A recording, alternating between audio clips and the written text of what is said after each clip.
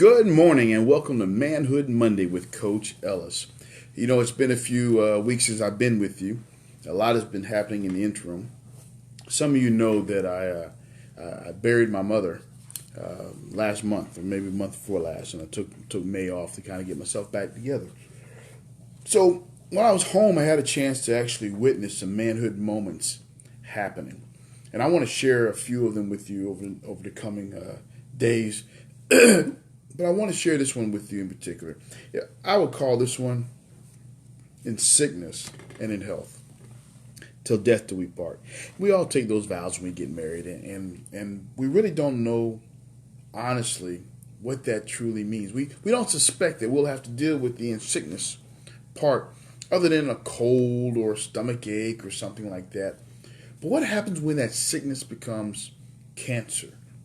What happens when that sickness is unto death? What happens when that sickness is so deep and so profound that it changes not only your wife's life, but it changes yours? I watched my father in the last days of my mother's life.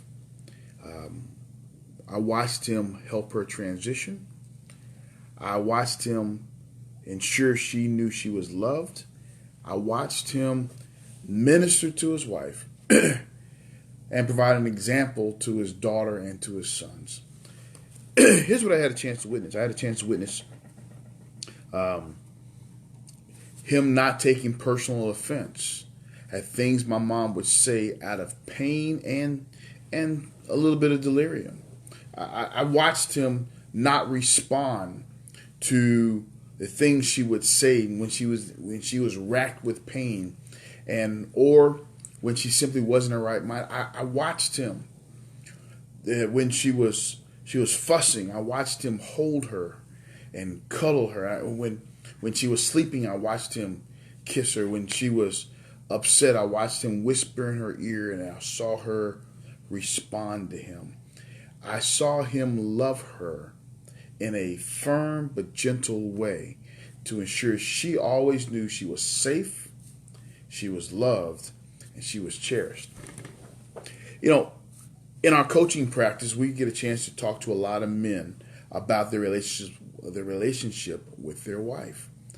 And what has happened a lot is that when it gets hard, when it gets tight, we as men begin to withdraw. We go into our shell.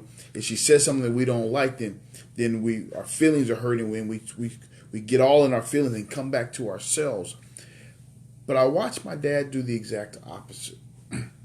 I watched him leverage the 54 years of marriage against the 2 weeks of pain.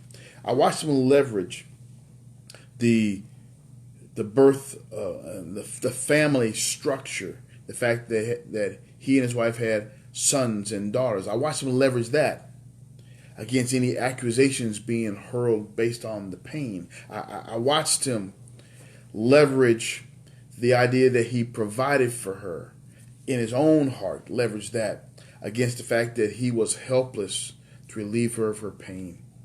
I watched him anguish in pain as she anguished in pain. I watched him cry when he knew she was at a place where she couldn't do anymore.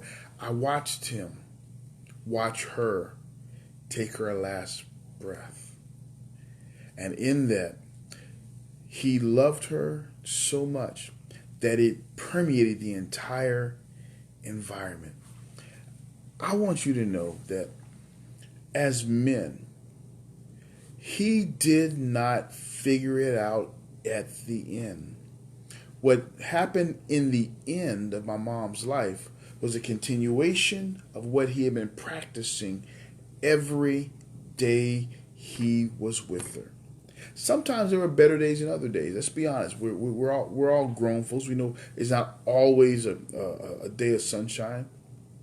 But he always contended that no matter how bad the day was, he'd rather have a bad day with her than a great day without her. And so when it came to the sickness part of in sickness and health, he leveraged the things he knew about her when she was well to reinforce how he felt about her when she was ill.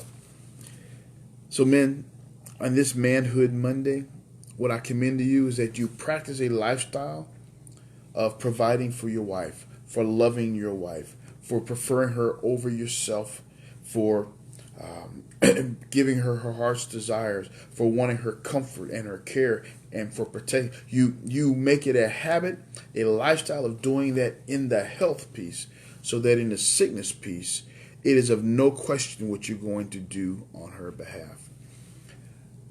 This not only was good for mom, it was good for us as the kids. For we got a physical, visible example of someone who lived like they believed what they've been telling us all of their lives. My sister and I were having this conversation, and the question simply came up. Do you believe him that he loves her? Is there anything that's changed? And the answer was no. Mom wasn't well. She wasn't in the right mind. That did not change how he felt about her, because he loved her even in the sickness. Not in spite of, not despite of, not because of. He loved her regardless of anything else. There was nothing mom could do to make him love her any less. What a testimony that would be is if we as men would be able to be honest and say, I love you with all my heart, and there's nothing you can do about it. So no matter what you do, no matter what you say, no matter how you lose your mind, wife of mine, my heart is yours to do what you will, and nothing you do can change that. That, on Manhood Monday, is our message. In sickness and in health. You practice in health so you don't have to make it up in sickness. You practice these things, and you let them know, no matter what you do, no matter what your body does, no matter what your mind does, no matter when you get sick and how long you'll be sick, my love for you is strong enough to survive it all. And if you are called home to glory afterwards, you will go to glory knowing I've loved you the best that I can. As long as you were allowed to be in my life, I loved you. And even after you're gone, I will love you continually. Hey, on Manhood Monday, love them in a way that when they leave this place, they know they've been loved. I had a friend of mine who said this about her husband. He said, if you happen to go before me, you've loved me well enough that I won't need another man to fill the void.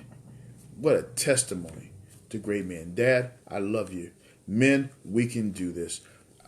We'll love them so much that if we go first, there will be no need for another. We've loved them enough for a lifetime. God bless you. You want to reach me? Go ahead and leave comments below. Hit me up on Facebook at Coach Ellis Crum. Shoot me an email at coach@elliscrum.net. Until next week, have one tablet. Manhood, love them in life so you can love them in a transition. Manhood Monday. God bless you, and we will see you next week. Bye-bye.